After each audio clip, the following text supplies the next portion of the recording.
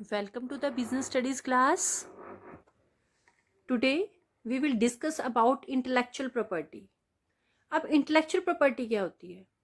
Intellectual property होती है जो इंटेलेक्ट से क्रिएट की जाती है, ह्यूमन इंटेलेक्ट। जैसे कि नेम से ही पता चल रहा है ये प्रॉपर्टी कैसे बनाई जाती है। इंटेलेक्ट, इंटेलेक्ट का क्या मतलब होता है? Power of the mind to think and learn. Means इंसान अपने क्रिएटिविटी से जिसे बनाता है, जो उसकी ओरिजिनल क्रिएशन होती है, मीन्स जो उसकी अपनी न्यू आइडिया से अपने उसने कुछ क्रिएट किया है, वो उसकी इंटेलेक्चुअल प्रॉपर्टी होती है। जैसे किसी ने कोई बुक लिखी है, कोई नया म्यूजिक कंपोज किया है, नॉवल लिखी है, कोई नया कंप्यूटर सॉफ्टवेयर बनाया है, कोई कार्टून बनाया है नया। What are all these are intellectual property. क्योंकि ये उसकी क्या है, उसने अपनी पावर ऑफ माइंड से ऐसा बनाया है, अपने उसने दिमाग की अपनी सोच से बनाया, ऐसा बनाया है, कुछ क्रिएटिव किया है, कुछ नया बनाया है उसने। ये उसकी इंटेलेक्चुअल प्रॉपर्टी है। तो what is intellectual property? It refers to any original creation of human intellect.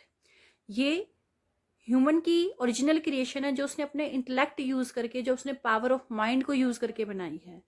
जैसे कोई आर्टिस्टिक वर्क किया है, आर्टिस्टिक वर्क मीन्स जो ड्राइंग से रिलेटेड है, लाइक उसने कोई कार्टून बनाया है, मैप बनाया है, लोगो बनाया है, पेंटिंग बनाई है, कोई प्रिंट बनाया है, वो उसका आर्टिस्टिक वर्क होता है। लिटरेरी वर्क मीन्स जो लिटरेचर से रिलेटेड होता है, लाइक कोई बुक लिखी है, नॉवल लिखी है, या कोई टेक्निकल या साइंटिफिक क्रिएशन की है, उसने कोई नई टेक्निक डेवलप की है, कोई नया उसने कोई नई मशीन बनाई है, कोई नया टूल बनाया है। ये सब क्या है? उसकी इंटेलेक्चुअल प्रॉपर्टी है, उसकी ओरिजिनल क्रिएशन है जो उसने अपने ह्यूमन इंटेलेक्ट से बनाई है, अपनी पावर ऑफ माइंड को यूज करके बनाई है, कुछ उसने नया क्रिएट किया है। इंटेलेक्चुअल प्रॉपर्टी को हम 2 पार्ट्स में डिवाइड कर सकते हैं, literary and artistic work and industrial property. अब लिटरेरी एंड आर्टिस्टिक वर्क क्या होता है? लिटरेरी वर्क मीन्स जो किसी लिटरेचर से रिलेटेड है, मीन्स उसने कोई बुक लिखी है या नॉवल लिखी है, वो उसका लिटरेरी वर्क है।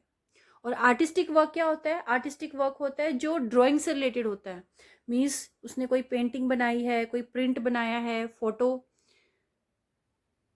फोटो बनाई है, कोई कार्टून बनाया है, मैप बनाया है, ये लोगो बनाया है। ठीक है, तो ये सब क्या है? लिटरेरी और आर्टिस्टिक वर्क के एग्जाम्पल है। बुक्स, म्यूजिकल कंपोजिशन, ये भी क्या है? हमारा आर्टिस्टिक वर्क है। नॉवल है, प्रिंटिंग है, कंप्यूटर सॉफ्टवेयर है, मूवी है, या स्कल्पचर है। स्कल्पचर क्या होता है? जिसमें हम स्टोन, वुड या क्ले को यूज करके क्या बनाते हैं? कोई फिगर बनाते हैं, कोई ऑब्जेक्ट बनाते हैं, जिसको हम मूर्ति कला भी कहते हैं। तो ये भी किस में आता है? आर्टिस्टिक वर्क में आता है। नेक्स्ट हम इसको लेते हैं इंडस्ट्रियल प्रॉपर्टी। हमने इसको 2 पार्ट्स में डिवाइड किया है इंटेलेक्चुअल प्रॉपर्टी को। फर्स्ट कैटेगरी में डाला है हमने लिटरेरी और आर्टिस्टिक वर्क, और सेकंड कैटेगरी हमारी इंडस्ट्रियल प्रॉपर्टी। इंडस्ट्रियल प्रॉपर्टी में क्या आता है? जैसे हमने कोई नई टेक्नोलॉजी को इन्वेंट किया है, कोई इंडस्ट्रियल डिज़ाइन बनाया है, कोई न्यू प्रोडक्ट डिज़ाइन किया है हमने, ठीक है, या कोई कमर्शियल नेम है, या कोई लोगो, प्रोडक्ट के लिए हमने कोई नया लोगो बनाया है। ये सब क्या है? इंडस्ट्रियल प्रॉपर्टी, जो इंडस्ट्रीज में जो यूज़ की जाती हैं, जो इंडस्ट्री यूज़ की होती है, वो इंडस्ट्रियल प्रॉपर्टी होती है। तो इस तरह से इंटेलेक्चुअल प्रॉपर्टी हमारी वो प्रॉपर्टी है जो ह्यूमन अपनी पावर ऑफ माइंड को यूज़ कर, अपने दिमाग की उपज से, अपनी क्रिएटिविटी से कोई ओरिजिनल क्रिएशन करता है, चाहे वो आर्टिस्टिक वर्क हो, चाहे लिटरेरी वर्क हो, या टेक्निकल या साइंटिफिक क्रिएशन।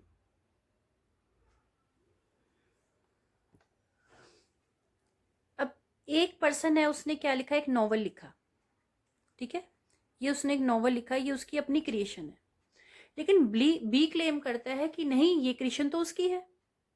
अब ए कैसे प्रूव करेगा? क्रिएशन तो ये, ओरिजिनल क्रिएशन तो ये एक ही है, लेकिन अब ए कैसे प्रूव करेगा कि ये उसकी ही क्रिएशन है? बी ऐसे ही उसके ऊपर क्लेम कर रहा है। उसने गलती क्या कर दी? उसने इसको क्या नहीं करवा रखा था? रजिस्टर्ड नहीं करवा रखा था। अगर उसने इसका रजिस्ट्रेशन करवाया होता तो उसको क्या दिखा सकता था, अपना सर्टिफिकेट दिखा सकता था कि इसको जो ये नॉवल है ये उसकी प्रॉपर्टी है, ठीक है, उसको इसके ऊपर राइट्स दिए गए हैं यूज करने के। तो रजिस्ट्रेशन से ही हमें ये राइट्स मिलते हैं। तो intellectual property right, intellectual property right क्या है?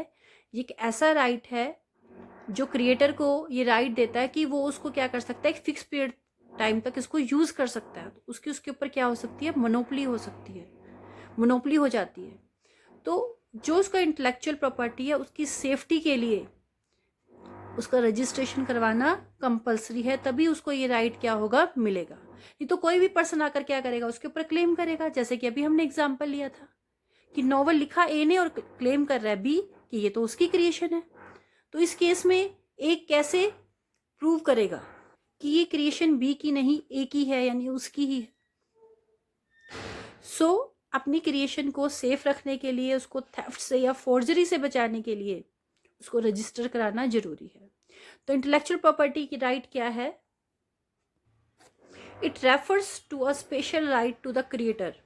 ये एक स्पेशल राइट है जो क्रिएटर को दिया जाता है, उसके ओरिजिनल क्रिएटर को, फॉर ए डेफिनेट पीरियड, एक फिक्स टाइम के लिए, एक फिक्स पीरियड के लिए, which is provided to him for the use of his creative work, ताकि वो अपने इस क्रिएटिव वर्क को क्या कर सके, यूज कर सके। तो एक ऐसा राइट है जो उसके क्रिएटर को दिया जाता है ताकि वो उसे यूज कर सके एक डेफिनेट पीरियड ऑफ टाइम के लिए। उसे हम इंटेलेक्चुअल प्रॉपर्टी राइट कहते हैं। इंटेलेक्चुअल प्रॉपर्टी राइट्स मिलने से जो क्रिएटर है उसकी उस क्रिएशन के ऊपर मोनोपोली हो जाती है, और कोई पर्सन उसके ऊपर क्या नहीं कर सकता, क्लेम नहीं कर सकता, उसे कॉपी नहीं कर सकता, और ओरिजिनल क्रिएटर की परमिशन के बिना उसे यूज नहीं कर सकता है। इसलिए इंटेलेक्चुअल प्रॉपर्टी को क्या करवाना, रजिस्टर्ड करवाना कंपलसरी है। That is our intellectual property right, ताकि हमें ये राइट मिल सके, हमारी मोनोपोली हो सके कि क्रिएटर ही इसको क्या कर सके, यूज कर सके। Types of intellectual property rights. अब इंटेलेक्चुअल प्रॉपर्टी राइट कौन कौन से हो सकते हैं? वैसे तो इसकी एक लॉन्ग लिस्ट है, लेकिन हमारे मेन आईपीआर्स कौन से हैं, मेन इंटेलेक्चुअल प्रॉपर्टी राइट्स कौन से हैं? Copyright, patent, trademark, trade secrets and geographical indications. तो फर्स्ट ऑफ ऑल हम डिस्कस करेंगे कॉपीराइट्स के बारे में कि कॉपीराइट क्या है, कैसे इसको रजिस्टर्ड कराया जा सकता है, और कितने पीरियड के लिए इसको यूज किया जा सकता है रजिस्टर्ड कराने के बाद। तो फर्स्ट ऑफ ऑल हमें डिस्कस करना है कॉपीराइट के बारे में। तो कॉपीराइट क्या है? It refers to the right given to the literary and artistic creator under which it is insured that only the creator make use of his creation. Copyright एक ऐसा राइट है जो लिटरेरी या आर्टिस्टिक क्रिएटर को दिया जाता है। Means या तो उसने कुछ लिटरेचर फील्ड में कुछ नया किया है, कुछ क्रिएट किया है उसने, या कुछ उसने आर्टिस्टिक वर्क किया है, उसे ये राइट दिया जाता है, under which it is insured that the creator make use of his creation, ताकि जो क्रिएटर है वही इसको क्या कर सके, यूज कर सके, कोई दूसरा पर्सन क्रिएटर की परमिशन के बिना इसको यूज ना कर सके। That is called copyright. तो कॉपीराइट की सेफ्टी के लिए कॉपीराइट एक्ट 1957 बनाया गया है। अब जैसे हम एग्जाम्पल के तौर पर लेते हैं कि आपकी जो भी बुक होती है उसमें आगे एक पेज दिया होता है जिसपे कुछ आपको इस तरह से नजर आएगा कि कॉपीराइट्स रिजर्व्ड बाय ऑथर। किसके सिर्फ कॉपीराइट किसके पास है? ऑथर के पास है जिसने ये बुक लिखी है। All rights reserved, no part of this book may be reproduced, stored in a retrieval system or transmitted in any form or by any means without written permission from the publisher। तो ये क्या है? Copyrights reserve हुए हुए हैं किसके पास? Author के पास, जिसकी ये ओरिजिनल क्रिएशन है। अब ऑथर ने ये बुक लिखी, आर के सिंगला सर ने बुक लिखी, या किसी और ऑथर ने ये बुक लिखी, ठीक है, सुभाष दे सर ने बुक लिखी, ठीक है, जिसने भी बुक लिखी, तो उस बुक को लिखने के बाद उसकी कॉपी का राइट किसी पब्लिकेशन को देना होगा। तो उसकी कॉपी का राइट किसको दिया गया है? वीके पब्लिकेशन को दिया गया है। जैसे कि हम देख सकते हैं published by VK global publication private limited. तो इसको कॉपी करने का राइट किसके पास है? ऑथर ने किसको दिया है? सिर्फ वीके ग्लोबल पब्लिकेशन को ही दिया है। कोई और पब्लिकेशन, कोई एबीसी पब्लिकेशन है, चाहे गीता पब्लिकेशन है या कोई और भी पब्लिकेशन है, वो इसको कॉपी नहीं कर सकता, क्योंकि ऑथर ने परमिशन किसको दिया है, ये राइट किसको दिया है कॉपी करने का? सिर्फ वीके पब्लिकेशंस को ही दिया है। तो ये है हमारा कॉपीराइट। तो कॉपीराइट क्या है? एक ऐसा राइट है जो उसके क्रिएटर को दिया जाता है ताकि वो अपनी जो लिटरेरी या आर्टिस्टिक क्रिएशन है उसको यूज कर सके। अब कॉपीराइट कैसी प्रॉपर्टी के लिए लिया जा सकता है, किस चीज के लिए लिया जा सकता है? जैसे कि हमने देखा है कि ये लिटरेरी या आर्टिस्टिक वर्क के लिए लिया जा सकता है। अब कौन कौन सी क्रिएशन है जो लिटरेरी और आर्टिस्टिक कैटेगरी के अंदर आती है? लाइक बुक्स है, कोई म्यूजिक कंपोज किया है, नॉवेल लिखा है, सॉन्ग लिखी है, पोएम लिखा है, कोई पेंटिंग बनाई है, या कोई कंप्यूटर सॉफ्टवेयर डेवलप किया है, या कोई मूवी बनाई है, कार्टून बनाया है, वो सब किसके अंदर आते हैं? लिटरेरी और आर्टिस्टिक वर्क के अंदर आते हैं, और इसको हम कॉपीराइट के अंदर क्या करते हैं? रजिस्टर्ड करवाते हैं। अब हम डिस्कस करेंगे कि कॉपीराइट को रजिस्टर्ड कराने का प्रोसेस क्या है। तो सबसे पहले क्या करना होगा? जो एप्लीकेंट है उसको एक एप्लीकेशन फाइल करनी होगी, एक एप्लीकेशन फॉर्म भरना होगा कॉपीराइट के रजिस्ट्रेशन के लिए, जिसमें उसे कुछ इन्फॉर्मेशन देनी होगी, जैसे name, address, nationality, title of creation, language etcetera. ये सब चीज़ें उसे एप्लीकेशन फॉर्म में क्या करनी होंगी? फिल करनी होंगी। उसके बाद एप्लीकेशन फॉर्म के साथ एक फिक्स्ड फीस उसे पे करनी होगी, और जो 4 कॉपीज हैं उसकी, जिसके लिए वो कॉपीराइट्स लेना चाहता है, वो कॉपीराइट ऑफिस में क्या करनी होगी? सबमिट करनी होगी। तो ये चीज़ें सबमिट करने के बाद एप्लीकेशन फॉर्म, फीस और 4 कॉपीज सबमिट करने के 30 डेज के अंदर क्या किया जाता है? उसकी पूरी स्क्रूटनी की जाती है, पूरा उसका फाइनल एग्जामिनेशन किया जाता है, और अगर ऑल थिंग्स आर ओके, कोई भी चीज़ फेक नहीं है, ओरिजिनल क्रिएशन है उसकी, तो उसको क्या दे दिया जाता है? कॉपीराइट रजिस्ट्रेशन सर्टिफिकेट इशू कर दिया जाता है एप्लीकेंट को। तो ये प्रोसेस है कॉपीराइट को रजिस्टर करवाने का। Duration of copyright. अब एक बार कॉपीराइट को रजिस्टर कराने के बाद उसको कितने टाइम तक यूज किया जा सकता है? राइटर और आर्टिस्ट के लिए ड्यूरेशन है कॉपीराइट को यूज करने का होल लाइफ, जब तक वो जिंदा है वो उसको यूज कर सकता है, and it continues up to 60 years after their death, और अपनी डेथ के 60 ईयर्स के बाद तक इसको यूज किया जा सकता है, इस कॉपीराइट को। बट अगर मूवीज, फोटोग्राफ या इस तरह का कोई वर्क है, ठीक है, तो उसकी ड्यूरेशन है 60 ईयर्स। 60 ईयर्स तक उसको यूज किया जा सकता है after the publication of the creative work. जब वो जो क्रिएटिव वर्क है जिसके लिए कॉपीराइट लिया गया है, उसको पब्लिश होने के बाद से 60 ईयर तक यूज किया जा सकता है। तो इस तरह से जो एप्लीकेंट है वो रजिस्ट्रेशन करवा के क्या कर सकता है? अपने कॉपीराइट को यूज कर सकता है, अपनी क्रिएशन को यूज कर सकता है, ताकि इसे कोई और कॉपी ना कर सके, और इसे कोई यूज करना चाहता है तो क्रिएटर की परमिशन के बिना इसे यूज नहीं कर सकता। अगर वो करता है तो ये इलीगल है और क्रिएटर इसके ऊपर क्लेम कर सकता है। Next we will discuss about patent. What is patent? Now what is patent? अब पेटेंट क्या होता है?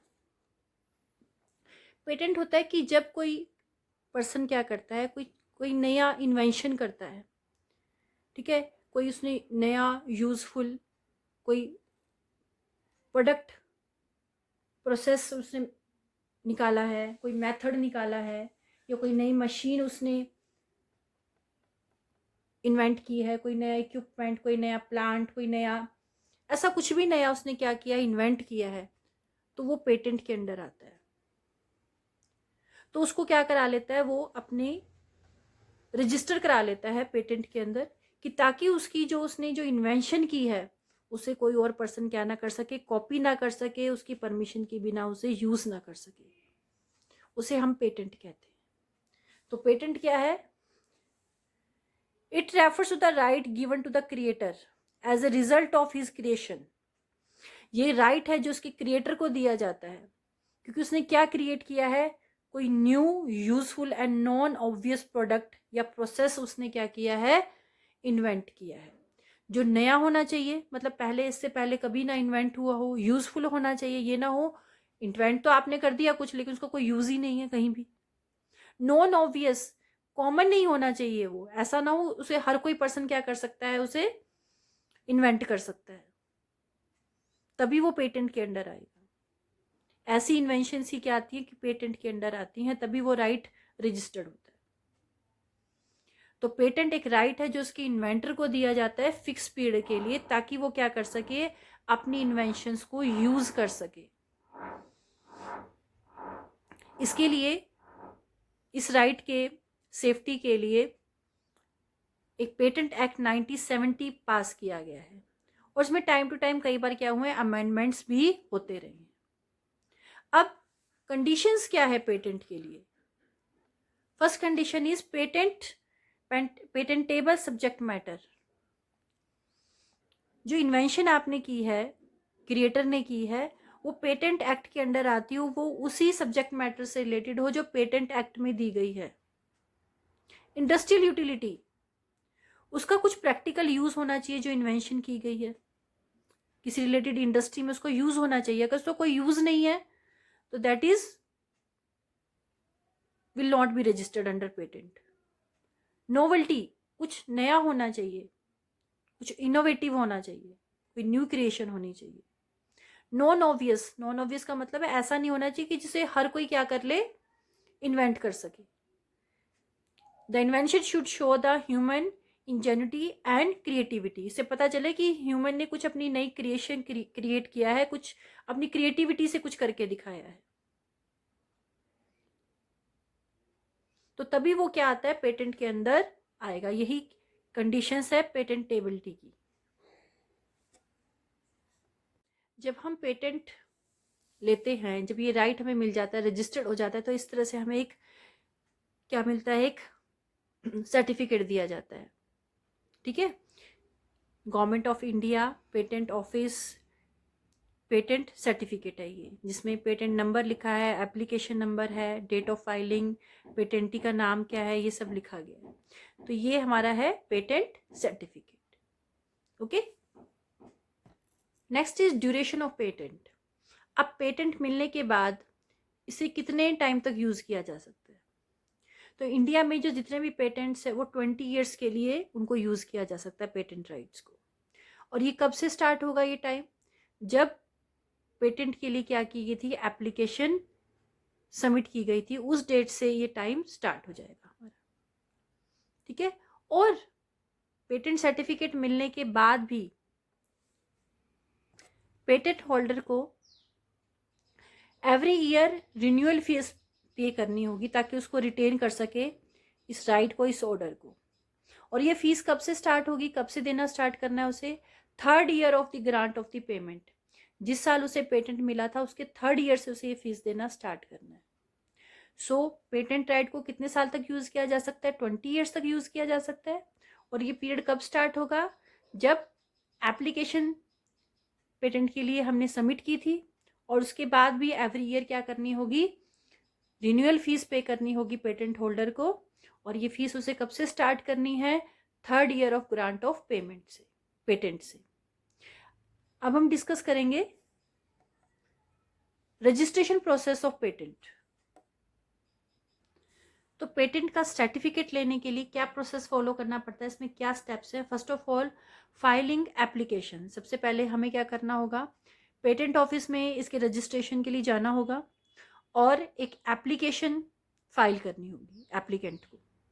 उसमें कुछ डिटेल्स हमें फिल करनी होंगी अपनी इन्वेंशन से रिलेटेड एप्लीकेंट को, और उसके साथ एक प्रिस्क्राइब्ड फीस भी उसको डिपॉजिट करनी होगी पेटेंट ऑफिस में।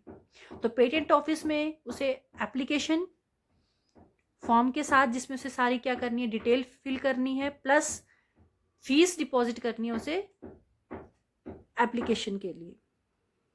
Next is publication of application. जब एप्लीकेंट क्या कर देता है, अपनी एप्लीकेशन फाइल कर देता है, तो उसके 18 मंथ्स के बाद उसे किसी ऑफिशियल जर्नल में क्या किया जाता है, पब्लिश किया जाता है। उसके 18 मंथ्स के बाद उसे किसी ऑफिशियल जर्नल में पब्लिश किया जाता है। और ये तभी किया जाएगा जब जो एप्लीकेंट है उसने सारी कंडीशन पूरी कर दी हो, मीन्स उसने अपना जो फीस थी वो भी क्या कर दी हो, पे कर दी हो, रजिस्ट्रेशन के लिए जो भी कंडीशन थी वो फुलफिल कर दी हो। Next is pre grant opposition. अब ऑफिशियल जर्नल में इसको पब्लिश करने का क्या पर्पस है? ऑफिशियल जर्नल में इसको पब्लिश करने का पर्पस ये है कि अगर कोई थर्ड पार्टी, कोई दूसरी पार्टी क्या करना चाहे, अपोज करना चाहे इस पेटेंट के अगेंस्ट, तो वो कर सके। उसके लिए कोई फीस उसे पे नहीं करनी पड़ती। मीन्स अगर कोई दूसरा पर्सन ही कहता है ये मेरी क्रिएशन है जिसके लिए पेटेंट एप्लीकेशन दी गई है, तो इस तरह का कोई अगर अपोज करता है तो वो कर सके। इसलिए इसको पहले क्या किया जाता है, रजिस्टर करने से पहले, सर्टिफिकेट देने से पहले इसको ऑफिशियल जर्नल में पब्लिश किया जाता है। फाइलिंग फॉर एग्जामिनेशन, अगर इसके लिए कोई ऑपोजिशन नहीं होता, कोई भी पार्टी इसके लिए अपोज नहीं करती, तो जो एप्लीकेंट है उसको एक बार फिर से क्या करना होगा, पेटेंट ऑफिस में एप्लीकेशन के साथ प्रेस्क्राइब्ड फीस सबमिट करानी होगी फाइनल एग्जामिनेशन के लिए। जब उसने क्या कर दी, दोबारा से एप्लीकेशन और फीस जमा करा दी फाइनल एग्जामिनेशन के लिए, then decision of patent office. अब पेटेंट ऑफिस पे डिपेंड करता है कि वो इसको रिजेक्ट करेगा एप्लीकेशन को या एक्सेप्ट करेगा।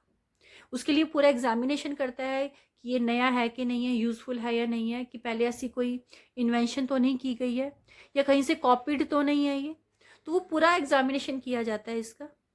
ठीक है, अगर एग्जामिनिंग ऑफिसर को कोई ऑब्जेक्शन होता है तो वो ऑब्जेक्शन भी रेज कर सकता है, और जिसका रिप्लाई एप्लीकेंट को देना होगा ऑब्जेक्शन के 12 मंथ्स के अंदर अंदर। पब्लिकेशन ऑफ ग्रांट, जब एग्जामिनिंग ऑफिसर को कोई सारा एग्जामिन करने के बाद वो सेटिस्फाइड हो जाता है, ऑब्जेक्शन का भी उसे रिप्लाई मिल जाता है, तो पेटेंट रजिस्ट्रेशन को एक्सेप्टेड कर दिया जाता है और उसे सर्टिफिकेट इशू कर दिया जाता है एप्लीकेंट को, और इसे साथ साथ ऑफिशियल जर्नल में भी पब्लिश कर दिया जाता है। अब पब्लिश करने का क्या पर्पस है, पोस्ट ग्रांट ऑपोजिशन। अभी भी कोई क्या करना चाहे, कोई पार्टी क्या करना चाहे, अपोज करना चाहे, तो ये उनके लिए अपॉर्चुनिटी है कि वो अभी भी क्या कर सकते हैं, अपोज कर सकते हैं। इवन उसको परमिशन देने के बाद भी, एप्लीकेंट को पेटेंट सर्टिफिकेट देने के बाद भी, लेकिन उसे क्या करना होगा, जो अपोजिट पार्टी होगी जो अपोज करना चाहती है, उसके लिए उसे पेटेंट ऑफिस में एक एप्लीकेशन इसके लिए सबमिट करनी होगी। तो ये हमारा प्रोसेस है पेटेंट को रजिस्टर्ड कराने का।